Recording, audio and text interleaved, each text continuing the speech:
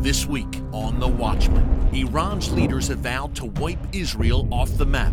But what do they have in store for America? Disorder and civil war and breakdown and fragmentation don't stay confined to one part of the world. We're in Washington, D.C. and Jerusalem to bring you the truth about the Iran threat and how it's not just a threat to Israel, but to the world.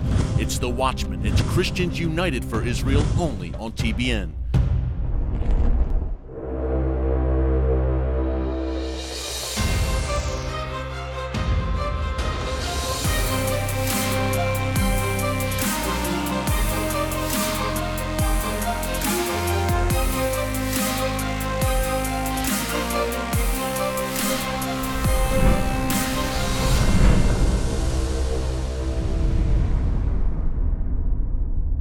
And welcome to The Watchman. Well, we're in Washington, D.C. today, but I grew up in Northeast Philadelphia, and I learned very early on in life that if you didn't stand up to a bully, if you tried to appease him, that bully would only grow bolder and more brazen until a line was drawn in the sand and everyone stood together and said, "No more."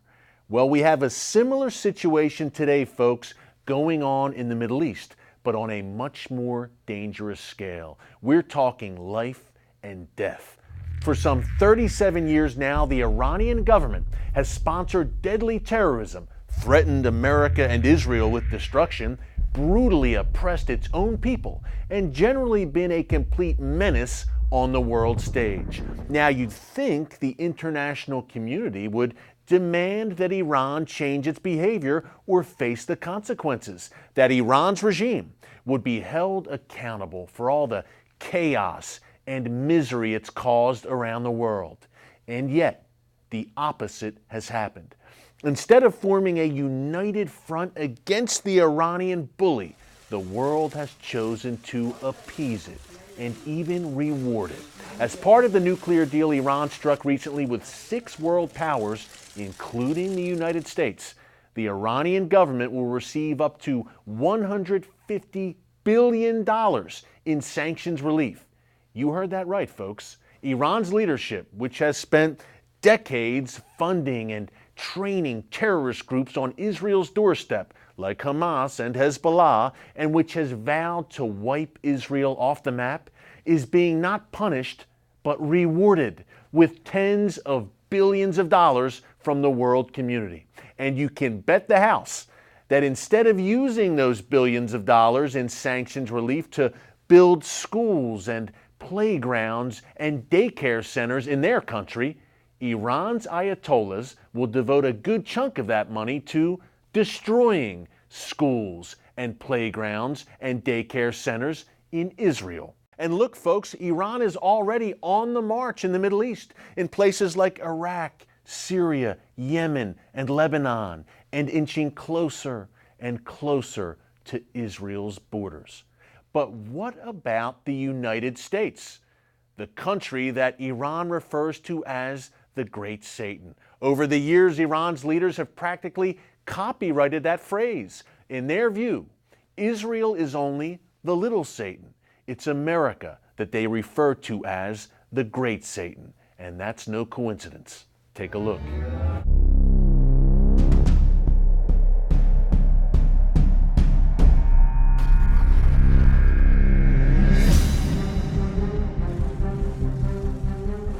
The ink on the nuclear deal between Iran and 6 world powers was barely dry, yet Iran's supreme leader was already declaring that his country would never change its policy. For Ayatollah Khamenei's regime, it would always be death to America. Khamenei drove that point home with a video mocking the United States and warning that if any war happened, Iran would emerge victorious over America.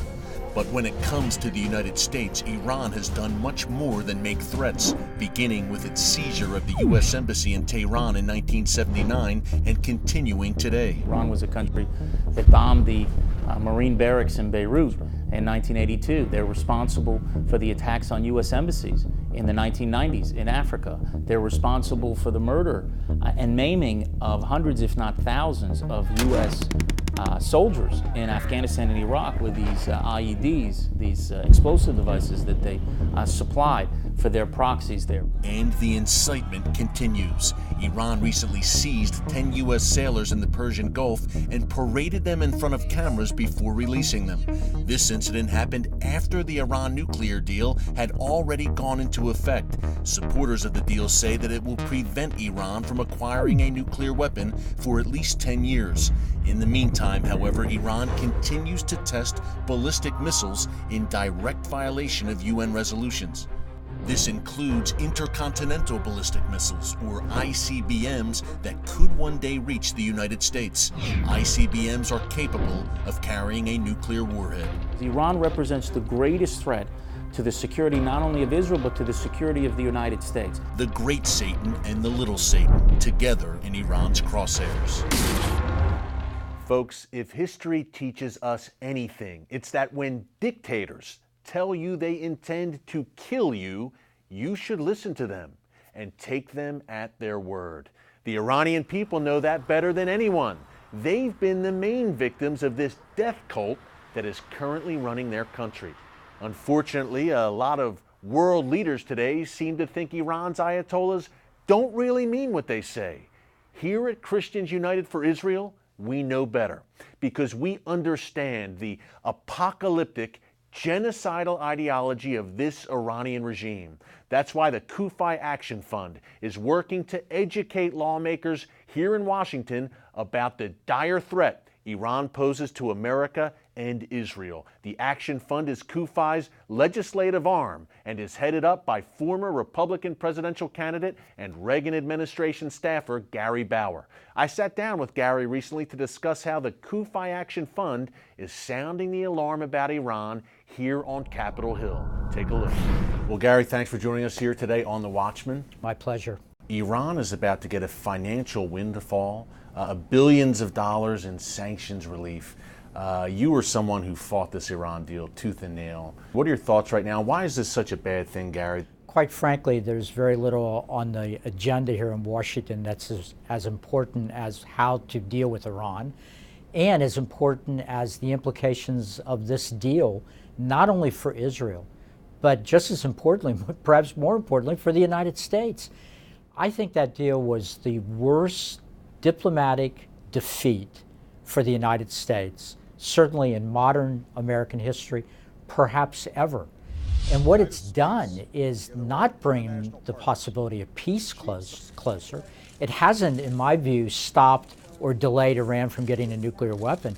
What it's done is empowered the Iranian government to increase their aggression, to increase their mischief, to threaten their neighbors, and ultimately pose an even greater threat to us. You know, Gary, it's so great to get your insights in particular on this issue. You have fought a lot of battles here on Capitol Hill in Washington, D.C. on these kinds of issues, working for President Reagan, obviously. So over the years, you've seen Iran's behavior up close for a lot of years. Do you have any confidence at all that they will change their behavior and become a moderate actor that the world seems to be dreaming about?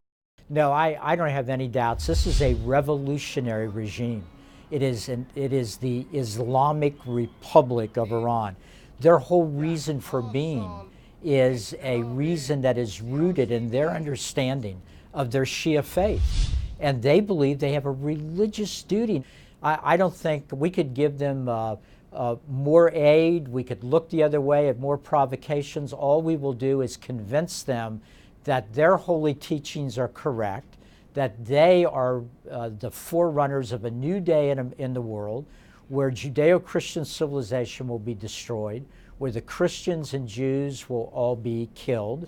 And unless we understand that's their guidebook, that's their owner's manual, then we're never going to get this right. Gary, you mentioned Christians and Jews are a target of this radical regime. We know that Hezbollah, Iran's proxy, thousands and thousands of missiles pointed at every inch of Israel. But Israel, in the Iranian view, in the view of their leadership, is the little Satan. America is the great Satan. That's what they say. The good news, if there's any good news in this, is that we have CUFI. We have Christians United for Israel. Gary, you're leading the CUFI Action Fund here in Washington, D.C., where it counts. Talk about what CUFI has done to sound the alarm about this Iran threat. Well, Eric, thanks for bringing up CUFI Action Fund, because in the despairing weeks when we were debating this Iranian deal, the only thing that got me out of bed in the morning was what we were experiencing at the same time as we began to launch CUFI Action Fund, which is our government relations sort of lobbying arm here in Washington for CUFI, to give voice to those nearly 3 million people that Pastor Hagee has managed to collect in the last decade. And what I saw was a grassroots that really is able to understand somewhat complex issues. I mean, this is a treaty that the media didn't really do very much to help us understand, but we found when we sent out the alerts, told people they had to show up at town hall meetings and talk to the senators and congressmen back in their home districts and home states about this issue, that hundreds, sometimes thousands of people would show up. So I think that as the inevitable battles in the public policy arena related to Iran, radical Islam, defending Israel, as those battles pick up, we're literally going to have an army that at a moment's notice can run to the front lines. Well, Gary, thank God we have you here in Washington, D.C. amid all the chaos in this city at times. It's great we have a man like you here, and we have the CUFI Action Fund. Thank you so much. Great to be with you, Eric. Up next, we head to Jerusalem to sit down with a leading Middle East expert who explains how Iran is taking advantage of the chaos in the region to further threaten Israel. It's the Watchman. It's CUFI, only on TBN. Don't move.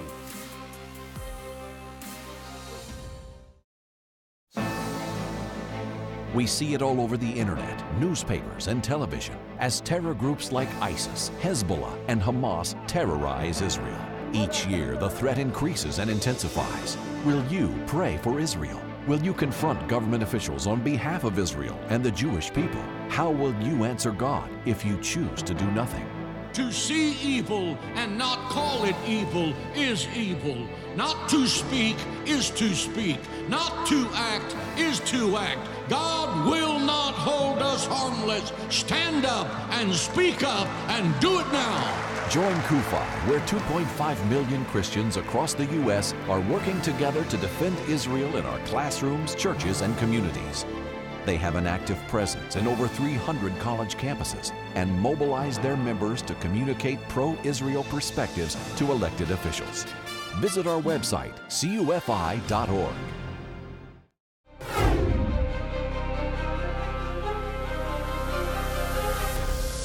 And welcome back to The Watchman, only on TBN. Well, we've told you how Iran has been empowered by the nuclear deal it recently struck with world powers and is on the march across the Middle East. One of the main hubs for the Iranian regime right now is in Syria, right on Israel's doorstep. We sat down at TBN's Jerusalem studio with Middle East expert Jonathan Spire to talk about what Iran and its friend Russia are doing in Syria and why it matters for Israel and America. The Iranian regime, its proxy Hezbollah, talk about what they're doing in Syria right now, in particular close to Israel's borders. Well, in a way, there's a certain irony to this because, for many years, the Syrian regime, back in the days of Hafiz Assad, Bashar's father, used to like to use the Lebanon-Israel border as a kind of proxy for attacks on Israel. He'd keep the Israel-Syrian border very quiet because he feared Israeli retribution, but he'd try and hit Israel through the Israel-Lebanon border. In a certain strange way, Hezbollah and its Iranian patron are now trying to do precisely the same thing in the opposite direction. They want to keep the Israel-Lebanon border quiet because they fear Israeli retribution, but they would like to create a different platform for attacks on Israel from southwest Syria, from the area just east of Quneitra Crossing of the Golan Heights. And they've been trying hard to establish that platform in the course of the last 3 years. Israel has been determined to prevent that. Up until now, this has been a kind of quiet, little remarked upon success for Israeli efforts to keep those guys well away from the border. And there have been a few kinetic actions where Iranian generals and also one significant figure, Jihad Mughniya, son of Imad Mughniya, the main Hezbollah terror mastermind, was killed up there. All part of that effort to interdict the Iranian and Hezbollah attempt to create a new platform for attacks on Israel. They want to create something, I guess, Jonathan, similar to what they have in southern Lebanon with Hezbollah now. that Golan incursion of the Iranian regime of Hezbollah, it seems like that's a complete red line for Israel. They will not allow the Iranian regime to cross. Is that fair to say? Absolutely so. I mean, it's clear from an Israeli point of view, Israel doesn't want to get involved in the Syrian civil war. Israel does not think that it has a dog in the fight, so to speak, in a fight between Shia jihadis and Sunni jihadis. But at the same time, there are certain core security interests that Israel is determined to defend and to maintain. One of those is making sure the Iranians and their friends don't get to create a new springboard for attacks on Israel just east of Quneitra. You know, Jonathan, there's another major wild card with all the various players in Syria right now. Syria is such a cauldron, obviously. There's another major player that's thrown its hat in the ring, a nuclear-armed player. How does Russia change the dynamic in Syria, and it's tough to kind of peg what it means for Israel, I guess, Russia's involvement there. What's your take on it? Well, what it means for Syria, certainly, is that the regime has been enormously strengthened by the Russian intervention. And we're noting in recent weeks, and indeed in recent days, that, you know, Assad's forces with Hezbollah, with the Iranians, with Shia militias from elsewhere, are currently barreling eastward up there in northwest Syria, taking holdings that the Syrian rebels have held for the best part of the last 3 years. And what's enabling them to do that, you know, in 3 days now, which they couldn't do in 3 years, of course, is the factor of Russian air support, against which the rebels simply have nothing to put, you know, into the arena. Now, what does that mean from an Israeli point of view? Look, Israel is not an enemy state for Russia. Israel has decent relations with the Russians, been careful to maintain those kind of precisely for a moment like this. As of now, it appears Israel has still been able to act far afield in Syria to defend its interests, in spite of the Russian involvement. But there's kind of a moment where we really have to ask a question about this.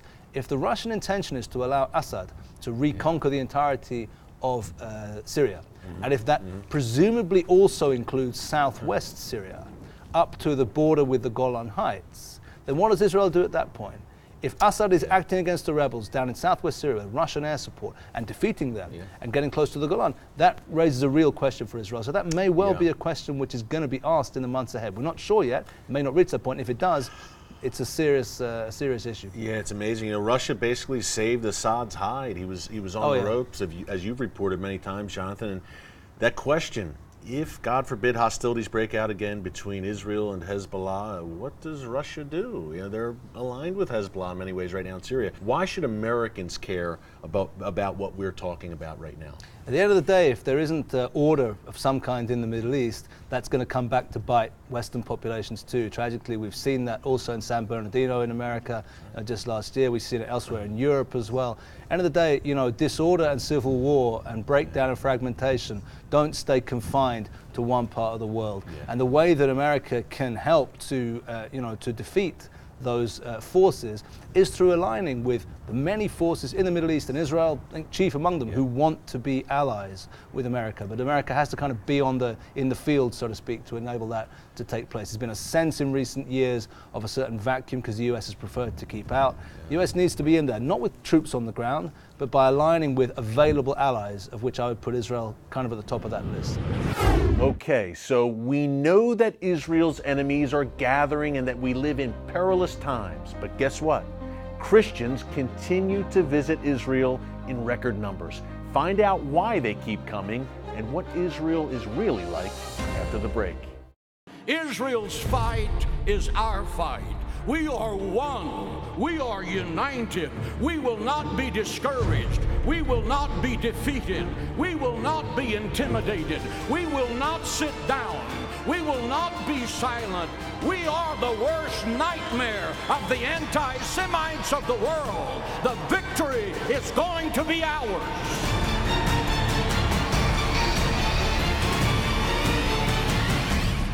Join the largest pro-Israel organization in the U.S. for the 2016 CUFI Summit in Washington, D.C., July 18th and 19th. You will hear numerous experts and have an opportunity to meet face-to-face with your government representatives and express your support for Israel. Visit our website, CUFI.org, and register today for the 2016 CUFI Summit in Washington, D.C.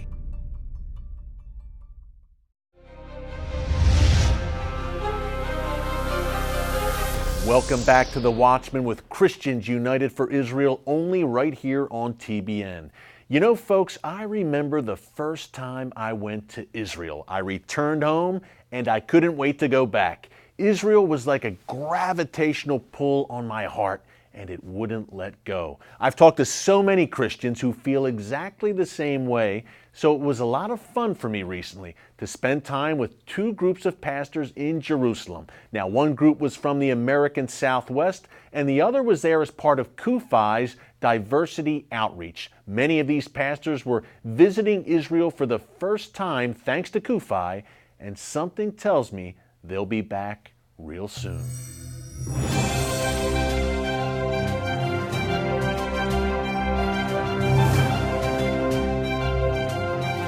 It's wonderful to see all of our Christian friends united for Israel here on the banks of the Sea of Galilee. I want to wish you all a great visit and many, many happy returns.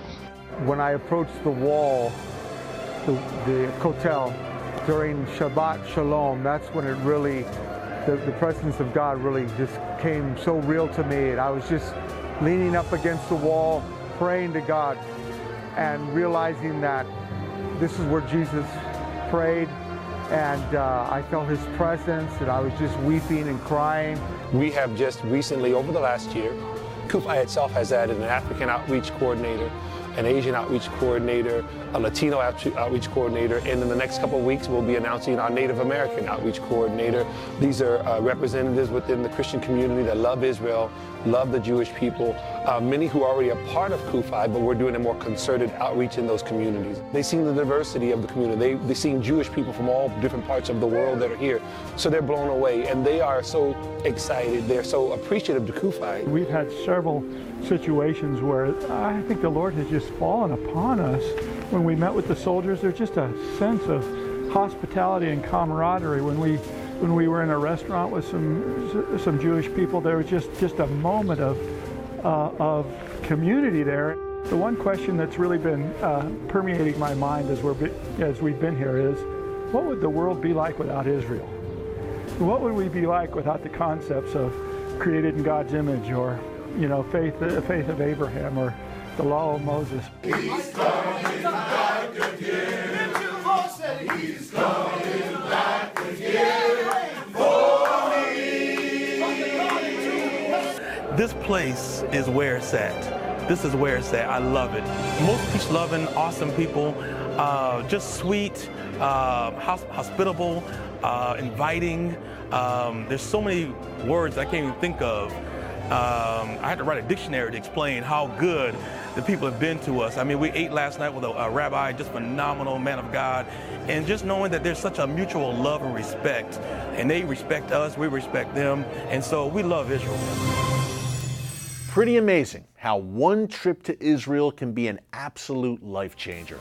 Well, coming up, my final thoughts on why Iran's leaders, and not Israel, should be very worried about the way things are going in the world. It's got a little something to do with the God of Israel. That's next.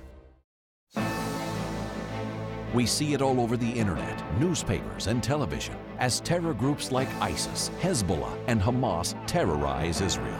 Each year, the threat increases and intensifies. Will you pray for Israel? Will you confront government officials on behalf of Israel and the Jewish people? How will you answer God if you choose to do nothing? To see evil and not call it evil is evil. Not to speak is to speak. Not to act is to act. God will not hold us harmless. Stand up and speak up and do it now. Join CUFI, where 2.5 million Christians across the U.S. are working together to defend Israel in our classrooms, churches, and communities. They have an active presence in over 300 college campuses and mobilize their members to communicate pro-Israel perspectives to elected officials. Visit our website, CUFI.org.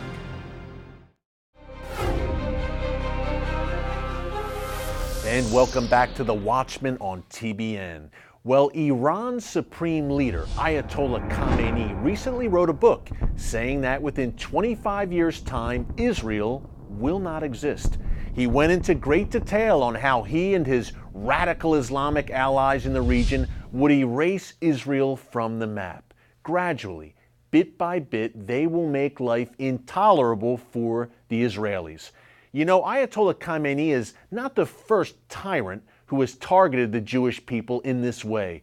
Take a brief tour, folks, through the past 3,000 years of world history, whether it was Pharaoh or the Philistines, the Assyrians, the Babylonians, or Haman, prime minister of the Persian Empire, or the Greeks, the Romans, the Ottomans, the Tsars, the Nazis.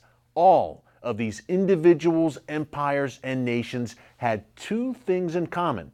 They all targeted Israel and the Jewish people, and they all eventually vanished from the face of the earth.